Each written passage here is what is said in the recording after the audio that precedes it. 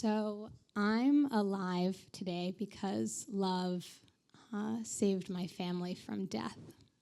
So this is my great aunt Sandra on the right there. She was a Jew during the Holocaust who was living with false papers that said she was Catholic. And she met and fell madly in love with Rolf Peschel, who's the man right there. And that's them in 1942 during the war. And about 2 years into their relationship, she revealed to him that she was, in fact, Jewish. And rather than turning her in to the Nazis, he decided to save her life at the risk of his own, as well as save her younger sister's life, who happened to be my maternal grandmother, and dozens of other Jews from the Holocaust. Or not from the Holocaust, but from going to the death camps. So I essentially grew up hearing endless stories about how love can quite literally save you from death. And it's why I'm physically here today, and it's also why I'm here speaking about this topic with you tonight.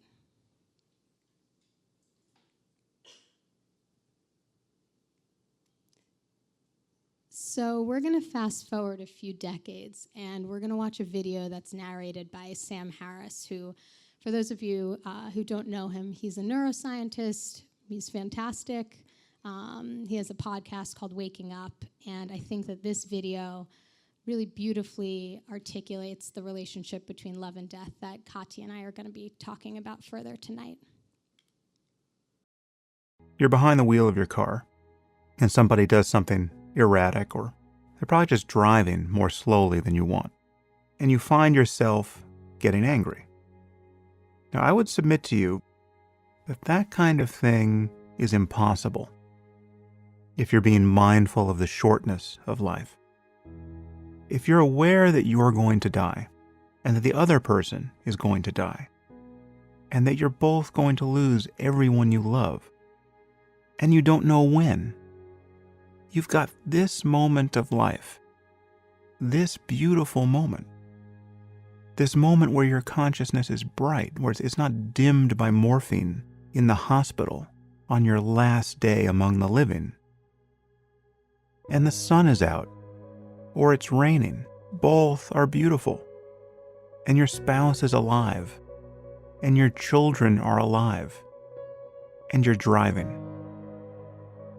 And you're not in some failed state where civilians are being rounded up and murdered by the thousands. You're just running an errand. And that person in front of you, who you will never meet, whose hopes and sorrows you know nothing about, but which if you could know them, you would recognize are impressively similar to your own, is just driving slow. This is your life, the only one you've got, and you will never get this moment back again. And you don't know how many more moments you have. No matter how many times you do something, there will come a day when you do it for the last time.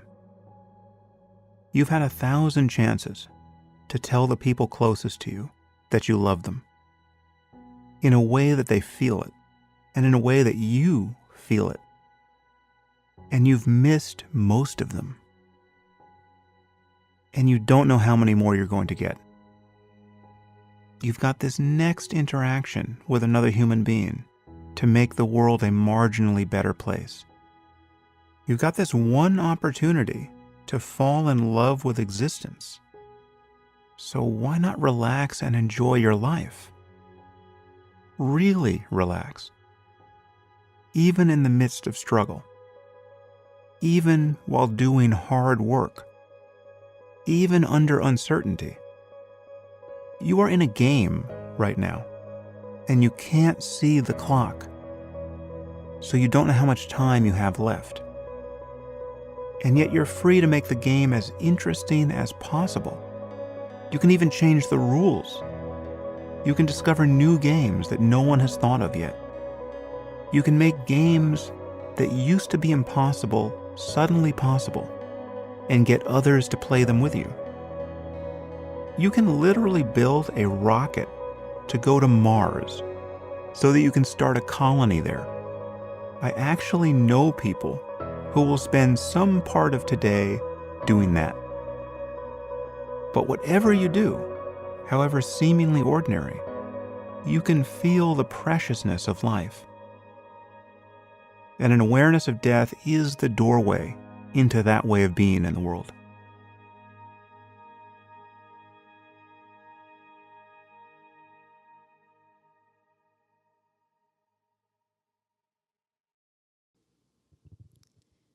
So, as Sam Harris says, the awareness of death is the doorway to that way of being in the world. The problem is that many of us don't want to see the door, have never seen the door before, or catch a glimpse of the door and completely run the other way. Which reminds me of this quote from Rilke, who wrote, "Love and death are the greatest gifts given to us, but mostly they are passed on unopened." So nights like tonight are really about opening these gifts together. And we're going to start by doing a death awareness exercise.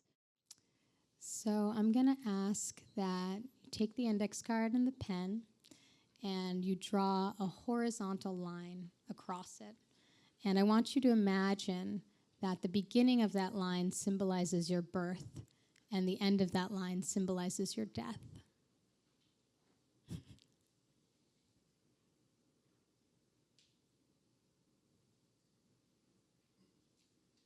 Okay. Now I want you to make a slash mark where you think you are in this very moment.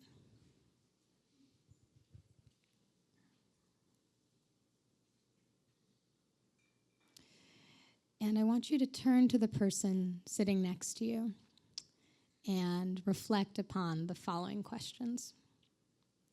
How much time do you think you have left? With that time, what do you want to be? How do you want to exist? What do you want to do? And what is the most important to you? So you can talk amongst yourselves, and I'll tell you when we're ready for part 2.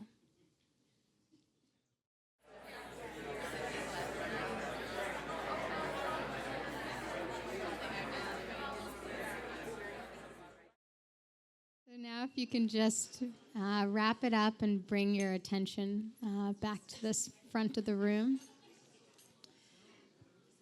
We're going to do part 2 of this exercise.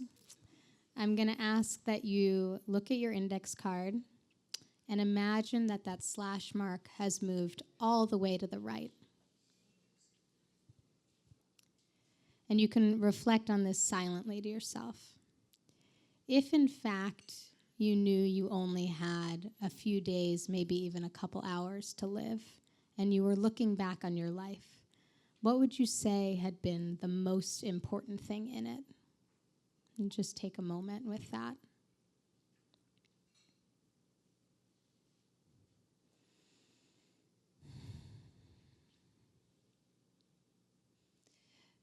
So, as it turns out, it's not typically how much money you've made, obviously. It's not the career that you had. It's not what you've done or where you've traveled, but it's relationships.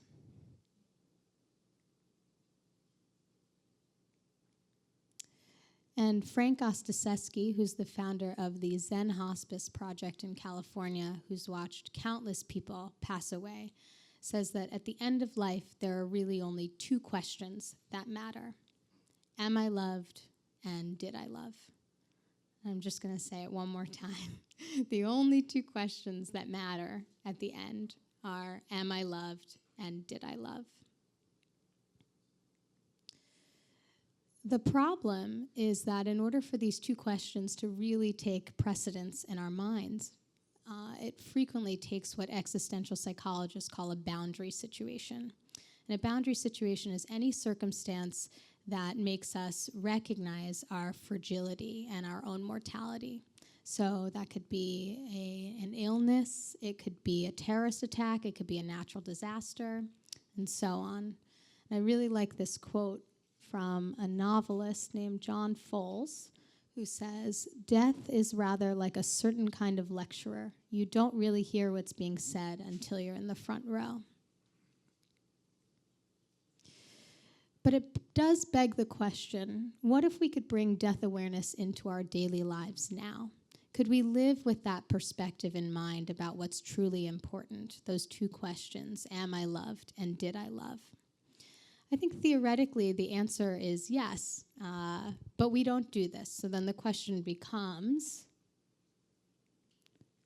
why not? Why don't we? Why are we waiting until our life is threatened or almost over to fully acknowledge the most important thing in it?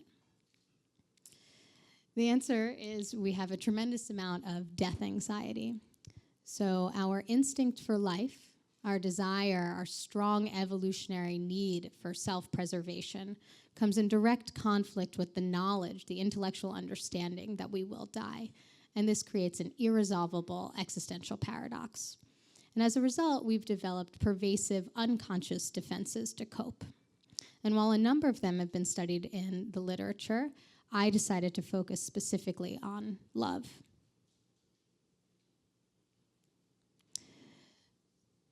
So Ernest Becker, who wrote The Denial of Death in the 1970s, talked about something called the adult romantic solution. And he essentially said that in the past, man used religion as a means to comfort him around issues of death. But now we rely on love objects for this. We rely on love objects for death transcendence, self-esteem enhancement, and meaning-making in life. And then more specifically, some of the more recent research shows that we use love to defend against death with procreation. So the idea that if we make another being that lives on after we die, that gives us a great sense of comfort. Love also provides the opportunity for passion, which is often described as an intense, ecstatic peak experience where you feel fully alive, making it particularly suitable to minimize existential distress. And then lastly, love, particularly in the West, is lauded as magical, transcendent, eternal, so something that will live on forever. And what's really great is that within the last 15, 20 years, there's been a lot of empirical research suggesting that what Ernest Becker said is in fact true. So when you do death awareness exercises like the one we did tonight, people typically experience an increased sense of intimacy and commitment, as well as an increased desire for sex.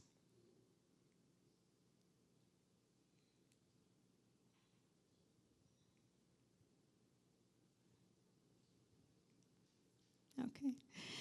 There's one small glitch, though, that I ran into when I was doing my dissertation research, and it's that though death exercises do increase your desire for sex, how much you're thinking about sex, how much you want to create offspring, they don't increase that sex or passion specifically for your long-term partner, which is troublesome and sort of unfortunate. You know, why aren't the death awareness exercises working for the person we want them to work for most, theoretically?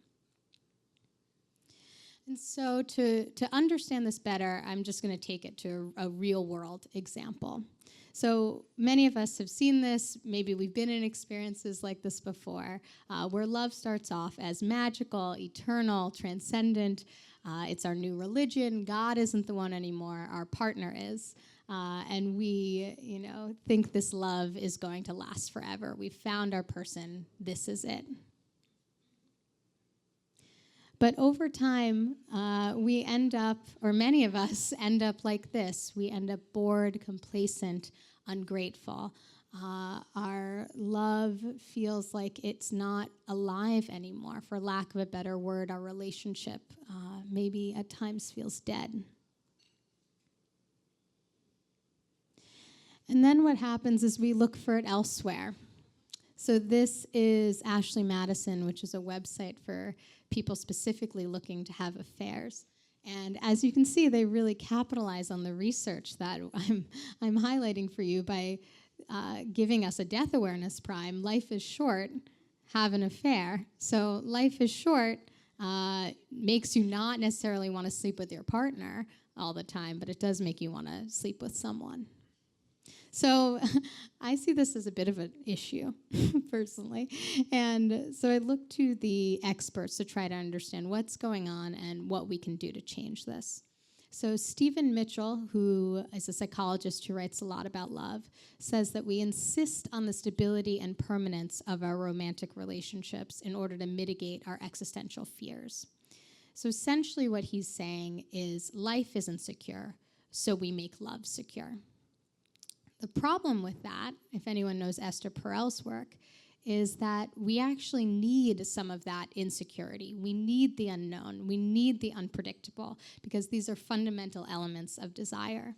So in her iconic phrase, fire needs air, she's essentially saying, you have to remember that your partner is an independent person, somebody that you don't have, you don't own them, but think about them as on lease. And the way that she talks about it is on lease in reference to affairs, divorce, or separation. But I'm just saying that we need to take it a step further and recognize that we're all on lease, that we all have a lease on life, and that perhaps the ultimate heir in this equation is actually death. So just to sum it up, this is the unconscious cycle that I think we get stuck in. We're afraid of death, so we seek safety in romantic love. And this is very important. I'm not saying get rid of this piece entirely. This is very important when we're facing a boundary situation, when somebody is in the Holocaust, for example. Love in these cases is really the best medicine. But what I am saying is that I think we take it too far, and we do this unconsciously. I think we demand that love be more secure and more permanent than it actually is in order to ease our death anxiety. And in the process, this unwittingly erodes all of the romance in romantic love. It takes away the unpredictability, the uncertain, the unknown. It takes away all of that air. And then we feel less alive, actually. And when we feel less alive, we're more afraid of death, and so the cycle continues. So I think this cycle really highlights how, in a sense, we kill love because we're so afraid of death. It becomes a sacrificial lamb. We throw it on the sword. And I'm not saying that this is the only reason why relationships die, for lack of a better word again, but I do think that our lack of death awareness is the most pernicious and unconscious issue that love faces. So my research basically points to the fact that we've been using love to defend against death, but really we need to do more of the opposite. We need to use death to defend love. And what I mean by that is when we bring death into our lives consciously rather than unconsciously deny it, we protect love by giving it what it needs to thrive. So I propose a new cycle. And this is one where we purposely think about death. We bring it into our lives. We allow it. And we work on the process of accepting and embracing inevitable mortality. And when we do that, we come into contact with the truth, which is that both love and life are impermanent. And when that happens, love theoretically can thrive because it gets all of the air it needs. It gets the unpredictability, it gets the uncertainty, it gets the unknown, all of those ingredients of passion. And then when we feel more alive in our love relationships, we feel safer when we purposely think about death. So the cycle can continue, but just in a positive way. Another, perhaps more simple way to describe what I'm trying to explain is in an equation form.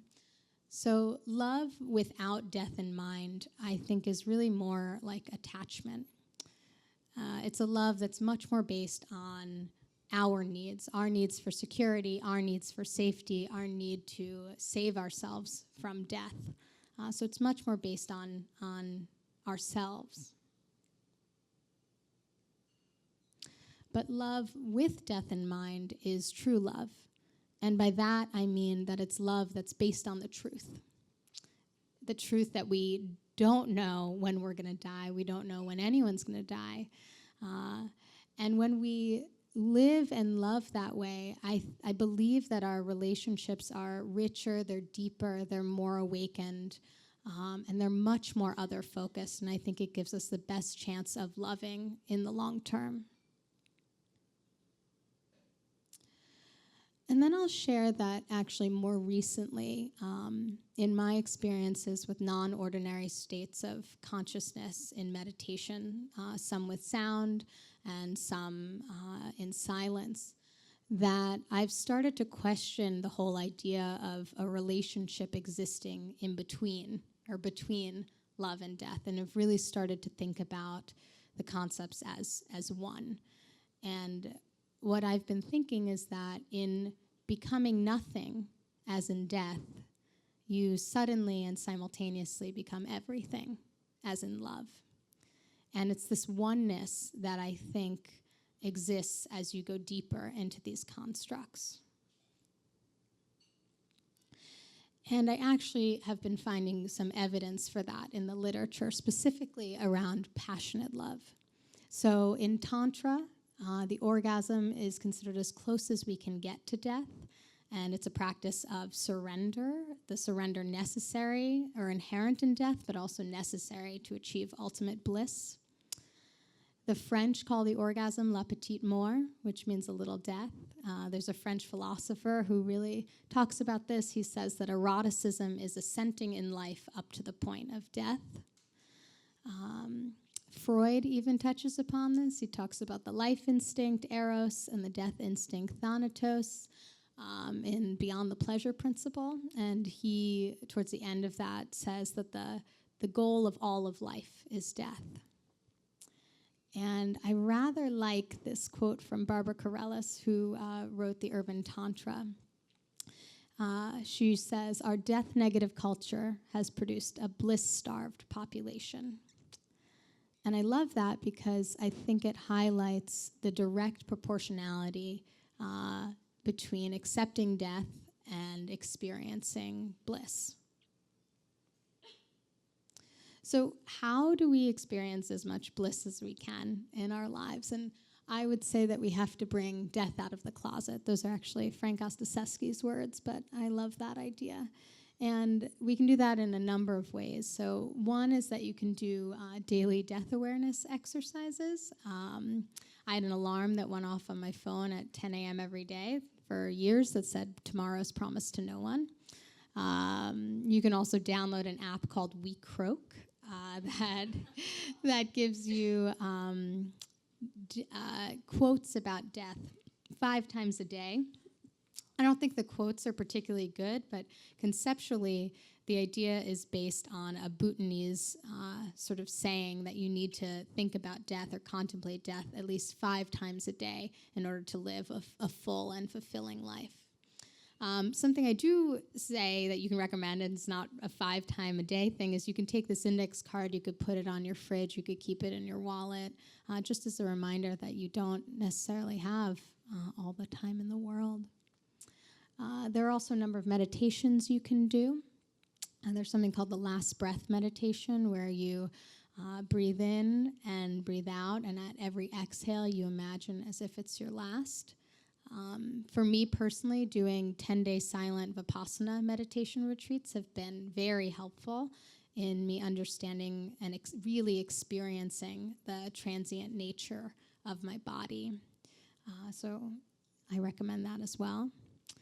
You could participate in death salons, sort of like the one you're doing tonight, so you can check that off your list. There are also death dinners. I don't know if anyone's heard of deathoverdinner.org, but it was created by Michael Hebb, and it gives you sort of a roadmap for how you host a dinner around topics of mortality.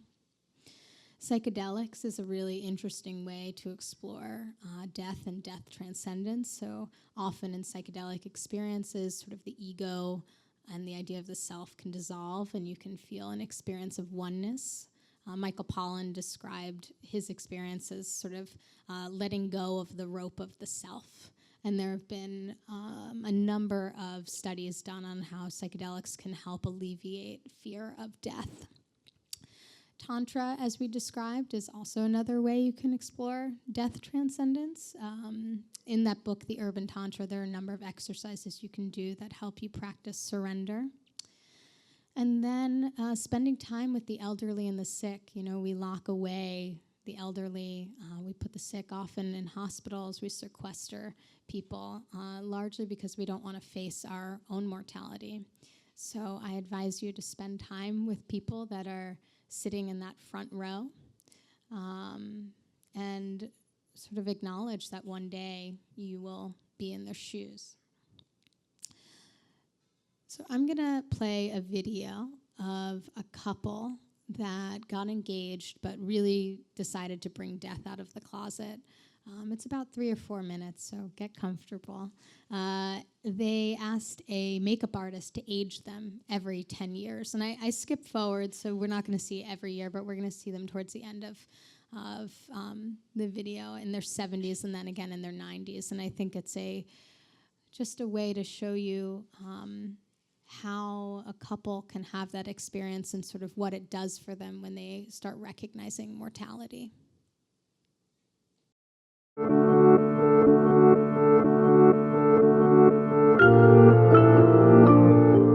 I'm Christy. I'm Tavis. And we know each other because we're getting married In a month. I mean, not really nervous about the idea of marriage. I'm just ready for that already. Yeah, not anymore. Now right. we're a month out already, just ready to More about just like get the show on the road. We're gonna be able to show people this, like our kids or like you know, our family. Like this is what we'll look like.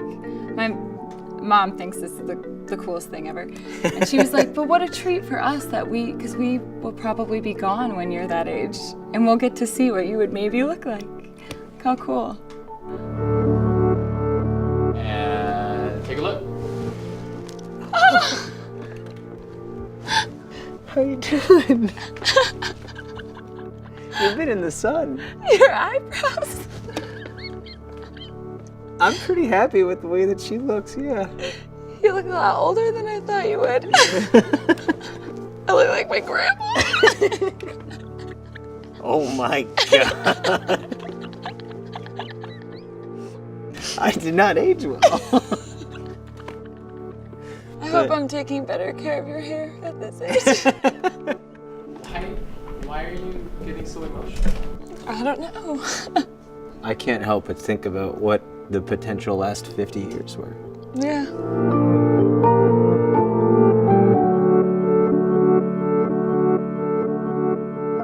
Go for it. Oh. Hi. You look fantastic. Thank you. You look a day over 75. Really? Yeah. You do, but... Oh, wow.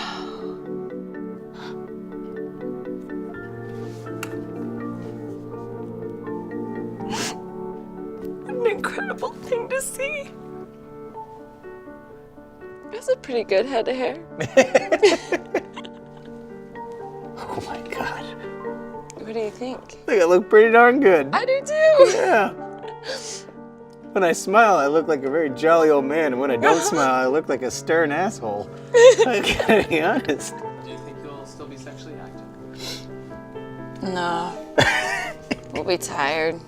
I'll still try. You probably will. I'll still try. What would be the last words you guys would say? Last words, that's really intense. I don't know, I guess I would always just want to make sure he knew how much I loved him. And how important he's been to me. You just made me a better person. There's so many things that I couldn't be without you. And will never be without you. We should write these down because we're writing our own vows. Could use them in a month. Ah, there's some strange, comforting feeling seeing him this way. Holy crap. This just like, I don't know, like, especially being about to get married and embarking on all of that. It's like, I couldn't be more sure that this is what I want.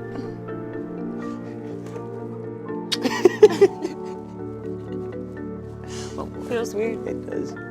Don't I have look. like No, the don't. smallest lipstick is right now.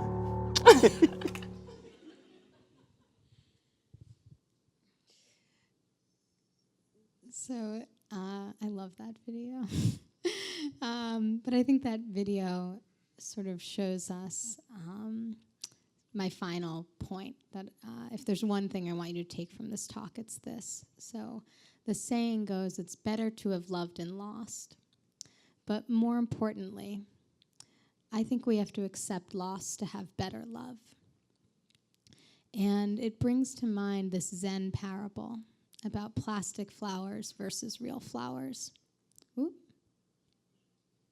Plastic flowers versus real flowers. So even though they're actually quite similar, sometimes you can get them to look almost identical, we prefer and value and appreciate the real flowers more, the ones that are inevitably going to wilt and die. There's something about their fragility and brevity that captivates us, that makes us grateful for them, and that makes them all the more beautiful.